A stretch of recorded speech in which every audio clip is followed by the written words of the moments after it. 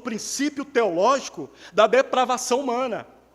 Precisamos de ver um pouco sobre esse princípio teológico que fala da depravação humana na relação do homem com Deus e na relação do homem com o homem. Porque quando o pecado entrou, atingiu o homem na sua relação com Deus e na sua relação com o próximo. E onde que nós podemos ver isso? Gênesis 4, abra sua Bíblia em Gênesis 4. Gênesis capítulo 4. Gênesis capítulo 4 nós vemos a história de Caim e Lameque. A degradação do culto e a depravação total do homem. Então aqui nós temos as bases teológicas para falarmos da depravação total do homem. Aqui no capítulo 4 de Gênesis. Caim se tornou um símbolo da degradação do culto. E eu vou te explicar um pouco o porquê. Caim ele se tornou esse símbolo. Porque nós vemos em Caim 3 princípios da dinâmica da religião humana. 3 princípios aqui. Nós vemos aqui no capítulo 4, e do versículo 3 até o versículo 5, eu vou ler para você, diz assim: E aconteceu ao cabo de dias que Caim trouxe do fruto da terra uma oferta ao Senhor. E Abel trouxe também dos primogênitos, ou das primícias, das suas ovelhas e da sua gordura. E atentou o Senhor para Abel e para a sua oferta. Mas para Caim, para a sua oferta, não atentou. Irou-se Caim fortemente, e decaiu-lhe o semblante. Então aqui nós vemos o primeiro princípio, o princípio das primícias. Você poderia dizer, não, a queda de Caim porque ele foi invejoso. Não, foi falta de fé. Isso revelado nas primícias, na oferta dele e na relação dele com Deus. Aquele momento ali, quando ele separou a oferta, revelou o coração dele, a falta de fé que havia no coração dele. Então, o que ele estava oferecendo para Deus era um culto sem fé. Eu vou ler para você, Hebreus capítulo 11, o versículo 4 e o versículo 6. Eu vou ler para você. Lá diz assim: Pela fé Abel ofereceu a Deus maior sacrifício do que Caim, pelo qual alcançou testemunho de que era justo, dando Deus testemunho dos seus dons. E por ela, depois de morto, ainda fala. Versículo 6. Ora, sem fé é impossível agradar-lhe, porque é necessário que aquele que se aproxima de Deus creia que Ele existe e que é galardoador dos que o buscam. Então, quando nós olhamos aqui na hermenêutica do livro de Hebreus, interpretando Gênesis 4, interpretando a vida de Caim, nós vemos na vida de Caim uma vida sem fé, um culto sem fé, com medo de dar a Deus, com medo de ofertar a Deus, com medo de dar o melhor. A ordem no coração dele não era primeiro o reino de Deus, não era primeiro o Senhor, mas era primeiro eu, era primeiro a sua insegurança. Como que eu vou ofertar ao Senhor, sendo que talvez me falte? Como que eu vou dar o melhor para o Senhor, se o melhor que eu vou dar para o Senhor pode fazer falta para mim? Afinal de contas, a escassez desse mundo é muito grande. Pode ser que me falte. Afinal de contas, na linguagem aqui da época, a terra foi condenada, nós temos que trabalhar muito. Pode ser que me falte. Então Caim se aproximou com Deus com um culto sem fé, onde para ele não havia primícias. Havia o resto, havia o depois, porque o primeiro era o eu. O primeiro era o culto dele, era a segurança alimentar dele, eram os princípios dele, era o desejo dele. Porque os bens dele não poderiam ser ofertados, queimados diante do Senhor. Que perca, que prejuízo. Culto sem fé. Mas também nós vemos em Caim, aí no versículo 6 do capítulo 4, nós vemos um culto sem alegria. Esse é um outro princípio dessa corrupção do culto na vida, demonstrado na vida de Caim. Olha só o versículo 6. E o Senhor disse a Caim: Por que te irastes? Ele ofereceu um culto a Deus sem fé. O culto dele sem fé, sem gratidão, foi rejeitado e ele irou-se. E o Senhor pergunta: por que te iraste?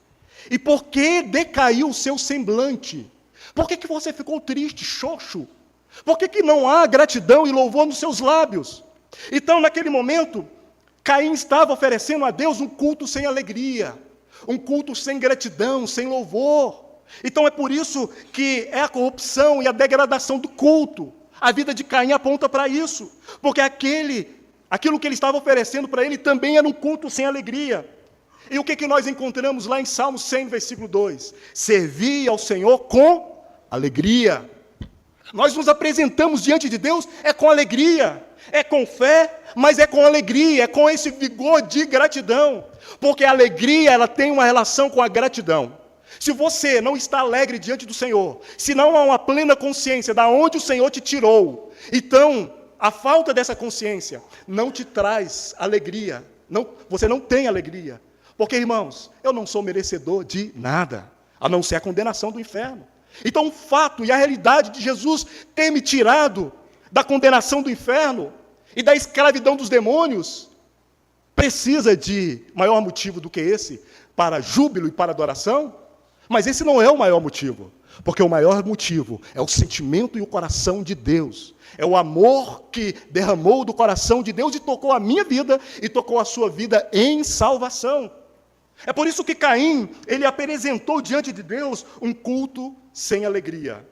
O culto sem fé de Caim se baseava no que ele poderia produzir para Deus, e não no que Deus tinha feito para ele. Isso é o culto sem fé, porque a vida dele estava embasada nisso. Irmãos, muitas vezes essa é a nossa condição. Nós vivemos uma vida na condição daquilo que nós podemos fazer para Deus, não na base daquilo que Deus fez por nós.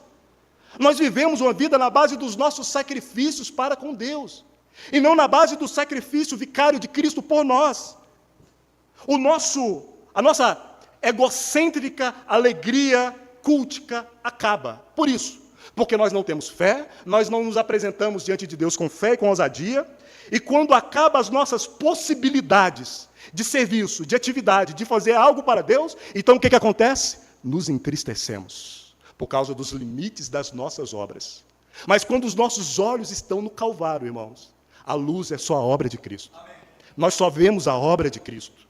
A obra de Cristo tampa todas as nossas possibilidades, porque não é nenhuma. Mesmo hoje, irmãos, por mim mesmo, as minhas possibilidades é de me afastar de Deus, de me afastar da presença de Deus. Outro ponto na vida de Caim, nós vemos no versículo 7 e 8, diz assim: se bem fizeres, não é certo que serás aceito, e se não fizeres bem, o pecado jaz à porta, e sobre ti será o seu desejo, mas sobre ele deves dominar. E falou Caim com seu irmão Abel. E sucedeu que, estando ele no campo, se levantou Caim contra o seu irmão Abel e o matou.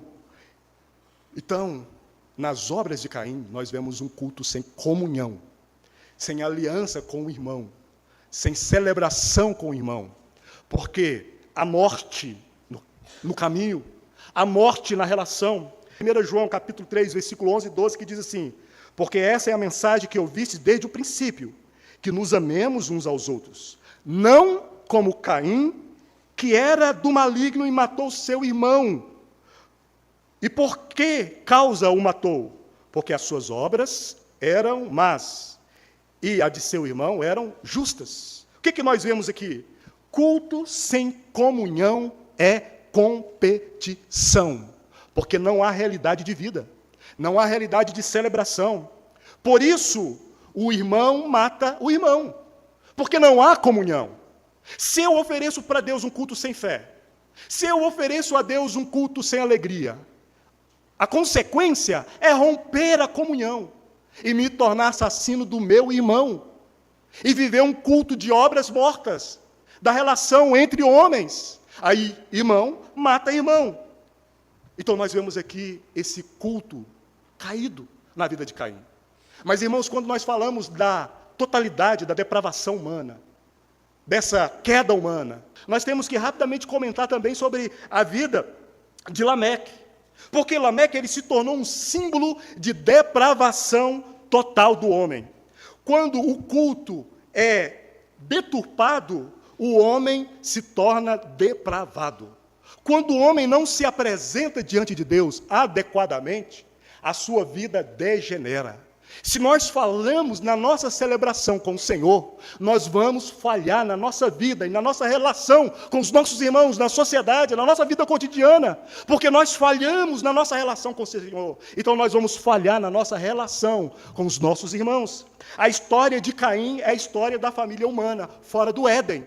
Insegurança, depravação, culto errado diante de Deus, é o homem fora do jardim, é um culto sem tabernáculo, essa é a história de Caim. Mas Lameque era 7 vezes pior do que Caim, esse era Lameque. No final de Caim, nós temos Lameque, porque Lameque era a semente de Caim, ou seja, Caim, ele gera Lameque, Caim, ele gera Lameque. Então, um culto depravado, um culto caído, gera um homem depravado. A história de Lameque é a história do homem sem Deus. Caim, ele se afastou de Deus. E Lameque, ele consumou, ele perpetuou esse distanciamento do homem com Deus. A história de Caim é a história do homem sem Deus. A história de Lameque é a história da consumação do pecado. O pecado, ele entra em Adão, ele desabrocha em Caim, mas ele gera o seu fruto maduro em Lameque. Então nós vemos essa potencialização na vida de Lameque. Caim era o símbolo do homem que se afasta de Deus. Nós vemos isso no versículo 16. No final do versículo 16, que diz assim, todo o versículo: "E saiu Caim de diante da face do Senhor, e habitou na terra de Nod, do lado oriental do Éden." Fora do Éden, a parte do Éden, ele se afastou de Deus. Por isso que a figura de Caim é a figura de um homem sem Deus. Mas Lameque, nós vemos do versículo 19 ao versículo 24, Lameque é a continuidade do afastamento de Deus. É o homem que se especializou em viver sem Deus. Se você ler os versículos, do versículo 20 ao versículo 22, eu vou ler rapidamente aqui para termos o contexto, que diz assim, o versículo 19: "E tomou Lameque para si 2 mulheres, o nome de uma era Ada, o nome de outra era Zila. E Ada deu à luz a Jabal, este foi pai dos que habitam em tendas e tem gado. E o nome do seu irmão era Jubal, este foi o pai de todos os que tocam harpas e órgão. E Zila também deu à luz a Tubal-Caim, mestre de todas as obras de cobre e de ferro. E a irmã de Tubal-Caim, Noema." Então nós vemos aqui 3 princípios aqui: o sustento sem Deus, a alegria sem Deus e a segurança sem Deus. Esse é o estado do mundo, irmãos. O homem busca sustento sem Deus, alegria sem Deus, todos os caminhos humanos, e a segurança sem Deus. Jogam todo o seu esforço disso. Mas da figura de Lameque nós vemos a zombaria com o juízo de Deus. Porque no versículo 23 e 24 nós vemos o cântico de Lameque, quando ele zombou de Deus. Ele matou 2 pessoas e ele falou assim: olha, se haverá juízo sobre aqueles que tocarem em Caim, muito mais sobre aqueles que tocarem em Lameque. Então, em síntese, ele está falando isso. É o símbolo da completa degradação. O inferno estava no coração de Lameque. Porque, irmãos, o inferno que vai consumir o pecador amanhã já está ardendo no coração dele hoje. É por isso que essas figuras aqui são tão reveladoras para nós. É por isso que quando nós olhamos a obra que Cristo fez por nós, nós percebemos quão grande é essa obra. Corações infernais de vidas que estavam destinadas ao inferno. Irmãos, e sabe qual que é a condenação? Se hoje Deus diz para nós: faça a minha vontade, amanhã o Senhor pode dizer, e Ele já está dizendo: faça a vontade do seu coração, do inferno que está no seu coração. Esse é um grande juízo de Deus. Irmãos, todas essas figuras que nós vemos, fala da nossa completa degradação humana, do estado que nós fomos encontrados. E para um pecador como eu, só um Cristo como Ele para salvar, irmãos. Porque não havia esperança para nós nesse mundo. Não havia esperança para você nesse mundo. Porque havia um inferno nos nossos corações. Porque nós estávamos caminhando para o inferno. Irmãos, nós precisamos de vigiar hoje. Nós precisamos de contemplar o Senhor, mas obedecer o Senhor. jubilar e nos alegrarmos diante do Senhor, mas andarmos segundo a sua palavra, para não nos afastarmos de Deus. O que Paulo nos fala em Efésios 6 é que nós estamos em uma constante batalha. E nós precisamos de nos revestirmos da armadura de Deus. Porque o diabo, os demônios, Satanás que estão ao nosso derredor, estão lançando dados inflamados o tempo inteiro, para lançar o inferno de volta para os nossos corações.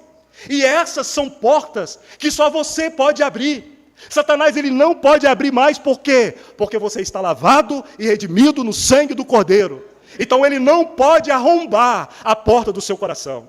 Mas de dentro para fora, com base nas seduções humanas, com base no curso dessa vida, você pode abrir a janela, você pode abrir as fressas, você pode ir patrocinar a condenação e a queda do seu próprio coração.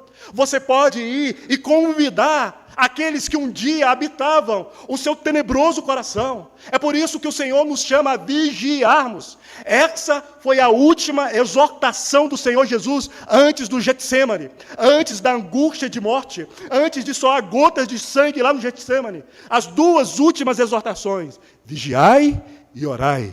Vigiai e orai. Essas são as exortações para nós também, irmãos. Só um Cristo como Ele, para salvar pessoas como nós, e não se engane. Ah, mas eu era certinho, nunca matei ninguém. Duvido.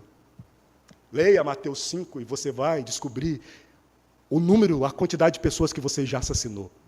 Porque muitas vezes nós assassinamos o nosso irmão com o nosso coração, com a nossa mente, com as nossas intenções. Nós negamos a Deus no nosso íntimo. Irmãos, que o Senhor tenha misericórdia de nós.